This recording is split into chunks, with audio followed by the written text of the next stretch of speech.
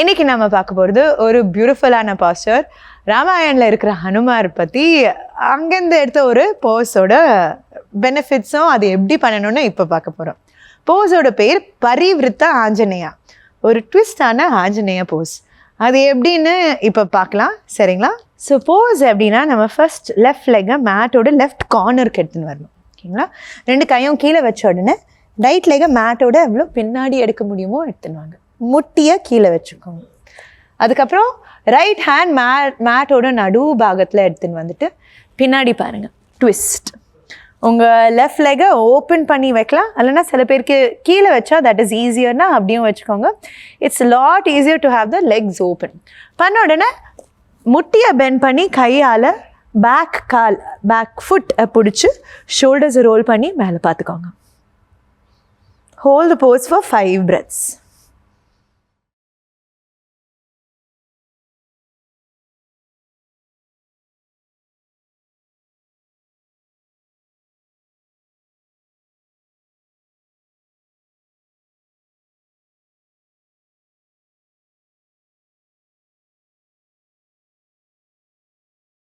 Slowly, காலை relax பண்ணி curl the right toes and அப்படியே மேலே எடுத்துட்டு begin step forwards. Hanuman Sri Lanka போகும்போது ராவணர் அவரோட வாலை he would have lit it on fire. So அதை திரும்பி வாலை பிடிச்சி ஃபுல் ஸ்ரீலங்காவும் எரிச்சிடுவார். ஸோ அந்த திரும்பின வகை தான் நம்ம யோகா போஸில் பண்ணுவோம். அது அந்த போஸோட கதை. But what does it do for our bodies? பாடியில் நிறையவே பெனிஃபிட். அந்த ட்விஸ்ட் பண்ணும்போது ஹிப்போட சைடு எல்லாமே ஓப்பன் பண்ணும். பாடியோட ஹிப் எல்லாமே இந்த இடத்துல நிறையவே டைட்டாகவும் when we sit for long hours, சரிங்களா? க்ளூட்டஸ் மீடியஸ்ன்னு சொல்லுவோம். நீங்கள் உட்காருறது, நிற்கிறது, காலை வெளியில் தூக்குறது எல்லாமே அந்த மசில் தான் பண்ணுவோம். ஆனால் அதுக்கு நாங்கள் ஸ்ட்ரெச்சே கொடுக்கறது இல்லை. ஸோ அந்த மசில் நிறையவே ஓப்பன் பண்ணி ஹிப்ஸை நிறையா ஓப்பன் ஆகும். So it's a great posture for opening our hips and தைஸ்லேயும் இருக்கிற டென்ஷன் எல்லாமே ஸ்ட்ரெச் ஆகி போகும், சரிங்களா? ஸோ பியூட்டிஃபுல் பாஸ்டர், சூப்பரான கதை and great benefits all put together, சரிங்களா? So please practice it on a regular basis and definitely enjoy its benefits. அடுத்த வாட்டி பார்க்கலாம். Thank you.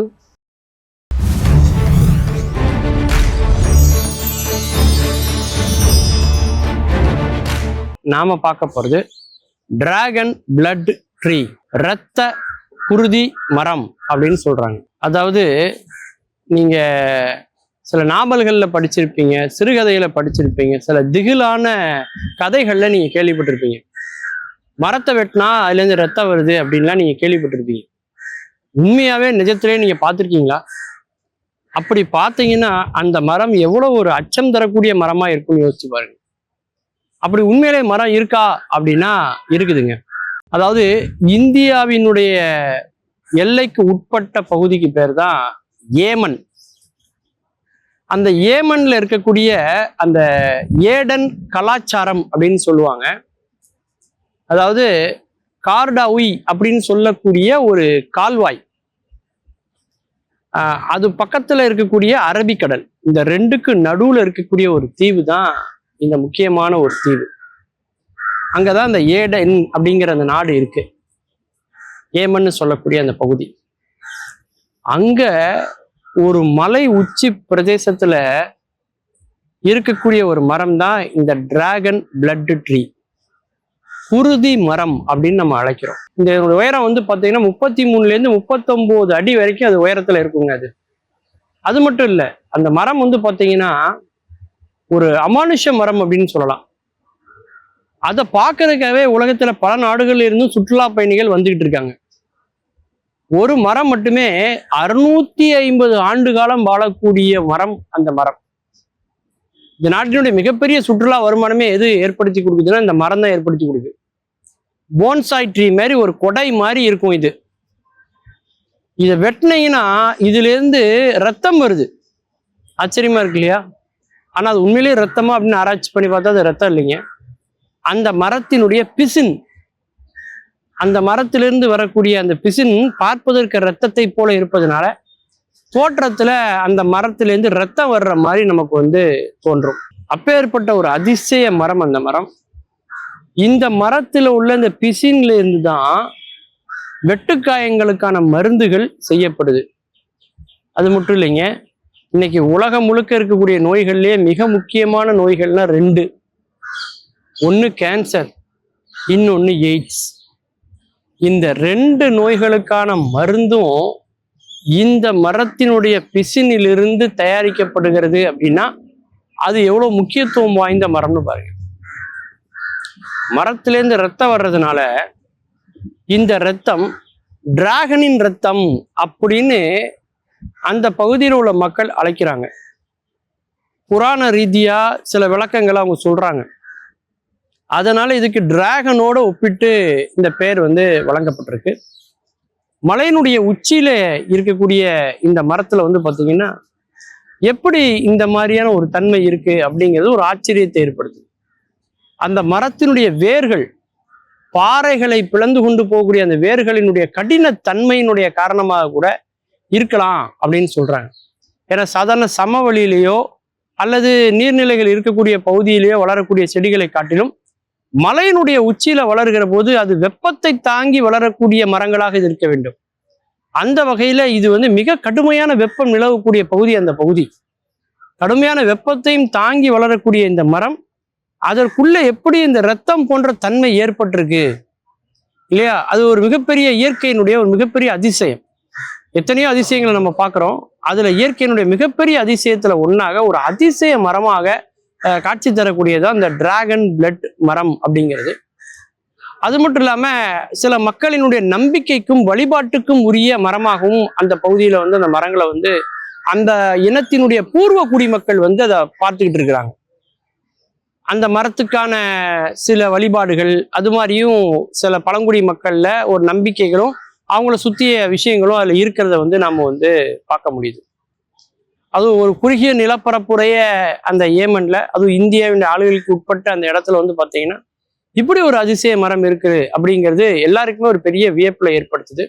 ஒவ்வொரு நாட்டுக்கு டூரிசம் ஒவ்வொரு விதமா டெவலப் ஆகும்பாங்க. இந்த நாட்டு இந்த பகுதியுடைய டூரிசம் பார்த்தீங்கன்னா இந்த மரத்துக்காகவே நிறைய மக்கள் இங்க வராங்கன்னா எப்பேற்பட்ட அதிசய மரம்னு நீங்க யோசிச்சு பாருங்க. மீண்டும் பல புதிய தகவல்களோடு அதில் அறியப்படாத பக்கங்களோடு உங்களை சந்திக்கிறேன். நன்றி, வணக்கம்.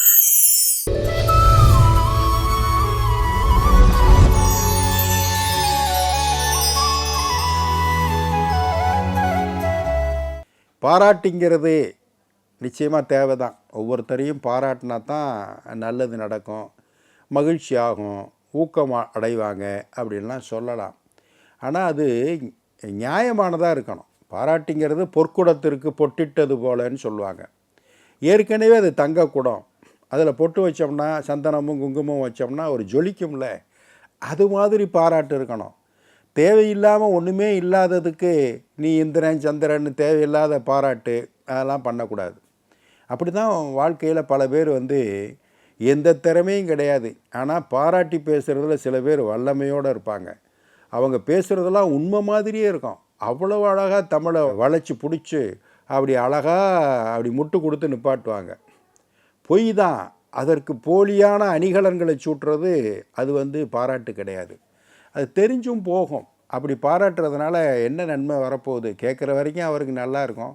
அப்புறம் போன பிறகு இவர் வாயை திறந்தாவே உண்மை பேசுகிற மாதிரி பொய் தாங்க பேசுவார், அவர் பாராட்டுறாருன்னு நம்பிடாதீங்க, அது பூரா பொய் அப்படின்னு அவருக்கு முத்திரை குத்திடுவாங்க. இல்லை, பாராட்டுறது நியாயமாக இருக்கணும். கருத்து சொல்கிறது உண்மையிலேயே இப்போ கருத்து கணிப்புன்னு சொல்கிறோம்ல, அது உண்மையின் பால் இருக்கணும். 1% 2% கூட குறைய இருக்கலாம், அது யாரும் சரியாக கணிக்க முடியாது. ஆனால் அது பொய் இல்லை அப்படின்னு தெரியும் அளவுக்கு அந்த கருத்து கணிப்புகள், அடுத்தவரை பற்றி சொல்லக்கூடிய ஒப்பீனியன்ஸு எல்லாம் கரெக்டாக இருக்கணும்.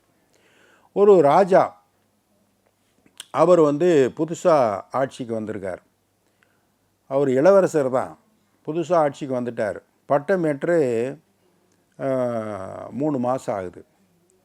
அவருக்கு நிரந்தரமாக ஒரு மந்திரியை வச்சுக்கிறணும்னு ஆசை. பழைய ராஜா கிட்ட வேலை பார்த்தவங்கெல்லாம் இருக்காங்க அவங்க அப்பா கிட்ட. ஆனாலும் இருக்கக்கூடியவங்களில் நல்லா இருக்கக்கூடிய மந்திரி யாரோ புதுமையாக அவரை தான் நம்ம தேர்ந்தெடுக்கணும் அப்படின்னு முடிவு பண்ணார். அதில் ஒரு 3 பேர் அவர் தேர்ந்தெடுத்தார். யார்? இந்த ராஜா தேர்ந்தெடுத்து அதில் யார் உண்மையை சொல்லுகிறார்களோ அவர்களுக்கு நிரந்தரமான மந்திரி பதவி கொடுக்கறது இந்த 3 பேரில் அப்படின்னு முடிவு பண்ணிட்டார். இருக்கவரை கூப்பிட்டார். 3 மாதமாக ஆட்சி பண்ணிக்கிட்டு இருக்கேன், என் ஆட்சி எப்படி இருக்குது அப்படின்னு. உங்களை முந்தி அடிக்கிறதுக்கு, உங்களை பீட் பண்ணுறதுக்கு இந்த உலகத்திலே ஆள் இல்லை ராஜா. அப்படி ஆட்சி இந்த 3 மாதத்தில் நீங்கள் நடத்துகிறீங்க அப்படின்னார். அப்படியா, நல்லா சொன்னீங்க, இந்தாங்க உங்களுக்கு பரிசு அப்படின்னு ஒரு வைர மோதிரத்தை பரிசாக கொடுத்துட்டார். 2வது ஆள் ஒருத்தர், அந்த 2வது மந்திரியை கூப்பிட்டார். நம்ம ஆட்சி எப்படி நடக்குது 3 மாதமான? புதுமையோ புதுமை, இது வரைக்கும் யாருமே பண்ணாத புதுமைகள்லாம் இந்த 3 மாதத்தில் பண்ணிட்டீங்க, புதுமையோ புதுமை அப்படின்னு பாராட்டினார். அப்படியா, சரி இந்தா உங்களுக்கு ஒரு வைர மோதிரம், நீங்கள் போங்க அப்படின்னு பரிசு கொடுத்துட்டார். 3வது ஆளை கூப்பிட்டார். நம்ம ஆட்சி எப்படி நடக்குதுன்னு. ராஜா சொல்கிறேன்னு கோவிச்சுக்காதீங்க, நீங்கள் சிறப்பாக ஆட்சி பண்ணுறீங்க, இருந்தாலும் உங்களை விட நிர்வாகத்திலும் அறிவுபூர்வமாகவும் ஆட்சி செய்வதற்கு இந்த நாட்டில் எத்தனையோ பேர் இருக்காங்க, இந்த உலகத்தில் எத்தனையோ பேர் நாடுகளில் மன்னர்கள் இருக்காங்க. அதனால அது நீங்கள் தான் சிறப்பாக ஆட்சி பண்ணுறீங்கலாம் சொல்ல முடியாது, உங்களை விஞ்சியவர்களும் உலக நாடுகளில் அரசர்களாக இருக்கிறார்கள் அப்படின்னா. 3வது ஆள், அப்படியா ரொம்ப சிறப்பு, இந்த பரிசாக வைத்துக்கொள்னு ஒரு வைர மோதிரத்தை கொடுத்துட்டார். 3 பேர் கையிலையும் வைர மோதிரம். இந்த கூட உட்காந்துருக்க மற்ற எக்ஸ்பர்ட்ஸ்லாம் இருப்பாங்கள்ல ராஜா கூட தேர்ந்தெடுக்கிறதுல கமிட்டியில், அவங்க கேட்டாங்க, இதில் யாரை தேர்ந்தெடுக்க போகிறீங்க? 3 பேருக்கும் வைர மோதிரம் ஒவ்வொருத்தருக்கும் கொடுத்து விட்டீங்க, யாரை தேர்ந்தெடுக்க போகிறீங்க அப்படின்னு கேட்டாங்க. நாளை காலையில் அரசவை கொடும்போது தெரியும் அப்படின்ட்டு போயிட்டார் ராஜா, புதுசாக வந்த ராஜா. மறுநாள் காலையில் பார்த்தா இந்த 3 பேரில் 2 பேர் பதறிக்கிட்டு ஓடியாராங்க. ராஜா ராஜா ராஜா, நேற்று நீங்கள் கொடுத்த வைர மோதிரத்தை நேற்று இரவே போய் பரிசோதனை பண்ணி பார்த்தோம் கடையில் கொடுத்து, போலியான வைர மோதிரமா, அதனால் இது செல்லாதுன்னு சொல்கிறாங்க அப்படின்னு 2 பேரும் பதறிக்கிட்டு சொல்லியிருக்காங்க. ஆமாம், நீங்கள் என்னை போலியாக தானே பாராட்டினீங்க, அதனால தான் போலி வைர மோதிரம், you are rejected, you are not selected, போயிட்டு வாங்க. 3வது ஆள் வந்தார்.